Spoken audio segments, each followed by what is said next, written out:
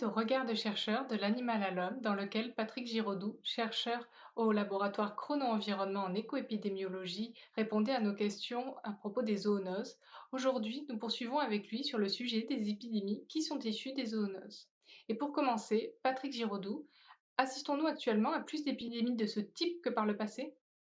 Des Oui, épidémies oui. actuellement que... Les épidémies sont pas nouvelles, hein, mais la peste, par exemple, de Justinien est très connue pour avoir parcouru à la fois l'Afrique et une partie de l'Europe. Les pestes du 15e siècle jusqu'au 17e siècle ont été dévastatrices en Europe. On estime que la moitié de la population de l'Europe a été anéantie dans les pestes du Moyen Âge. Donc ça, c'est pas nouveau, hein, mais ce qui se passe, c'est que la fréquence et la diversité des pathogènes qui circulent est de plus en plus grande. Alors justement, l'étude des épidémies passées, est-ce qu'elle pourrait nous aider à anticiper, comprendre ou lutter contre les épidémies, les nouvelles épidémies? Bien sûr, on apprend toujours de l'histoire et des études de ces épidémies.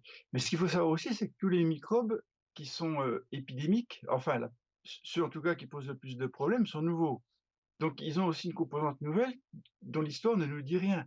Typiquement pour le coronavirus, bon, on a eu l'expérience du SRAS avant, hein, c'était en 2003 si je me souviens bien, 2003-2005 à peu près, on a eu une épidémie d'un virus qui était à peu près comparable, mais qui est différent du coronavirus actuel. Donc on n'a pas de vaccin pour le moment, on n'a pas encore de traitement, donc tout est nouveau et tout est inventé. Par contre, le déroulement de l'épidémie lui, on peut le deviner en quelque sorte par ce qu'on a appris des épidémies précédentes. D'accord.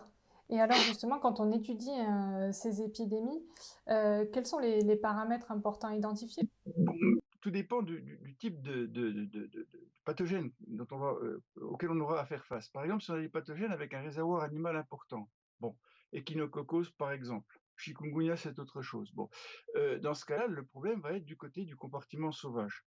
Et là, c'est souvent très très compliqué.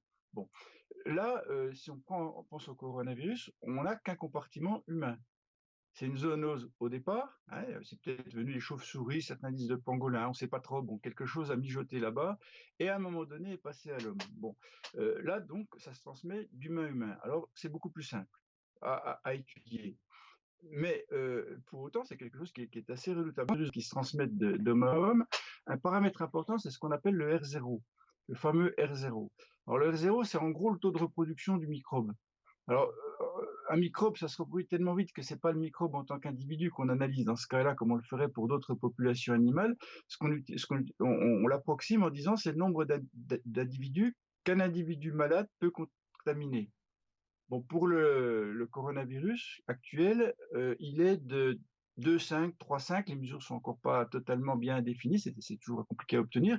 Ce qui veut dire que pour une personne malade, en l'absence de confinement, en l'absence de tout et sans changer ses comportements, elle peut contaminer 2,5 à 3,5 personnes. Alors vous allez me dire, c'est pas beaucoup, mais il faut voir que 2,5 personnes, 3,5 personnes en contaminent elles-mêmes chacune de 5 à 3,5. Donc on a quelque chose qui est vite exponentiel.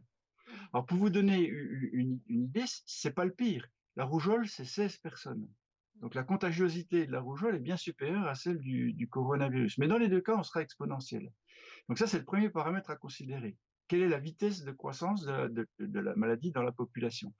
Le deuxième paramètre qui est important, c'est qu'à partir du moment où on est atteint et qu'on n'en meurt pas, on est immunisé le plus souvent. Donc, ceux qui sont immunisés ne pourront pas avoir à nouveau le microbe. Et ça, c'est un paramètre très important parce que si on laissait faire, je ne parle pas de la mortalité, bien entendu, puisque c'est ça qui nous pose problème, mais si on laissait faire, très rapidement, une majorité de personnes dans la population seraient atteintes de la maladie, une majorité serait immunisée, et du coup, le microbe ne pourrait plus circuler.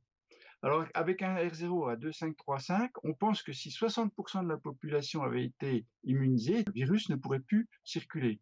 Bon, donc ça, c'est un paramètre important, c'est l'acquisition de l'immunité dans la population. C'est le deuxième paramètre important. Et puis après, c'est la contagiosité. C'est-à-dire qu'une fois qu'on est atteint, combien de temps dure la maladie et combien de temps va-t-on rester contagieux? Bon, ce qui participe quelque part un petit peu au R0 aussi, mais c'est un paramètre à peine différent. Donc c'est tous ces paramètres-là qui permettent de définir comment la maladie va évoluer.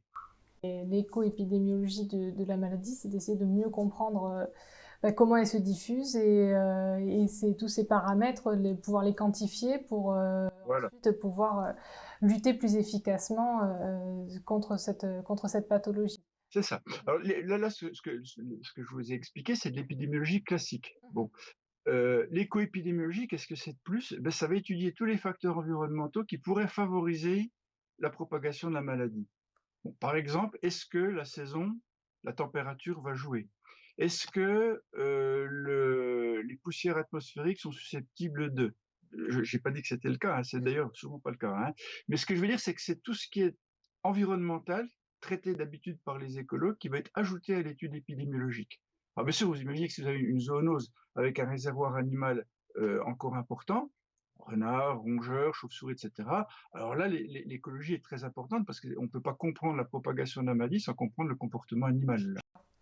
Donc, on a bien compris que l'étude des épidémies passées peut nous aider à éclairer et comprendre les nouvelles épidémies ou les épidémies futures dans une certaine mesure, en tout cas.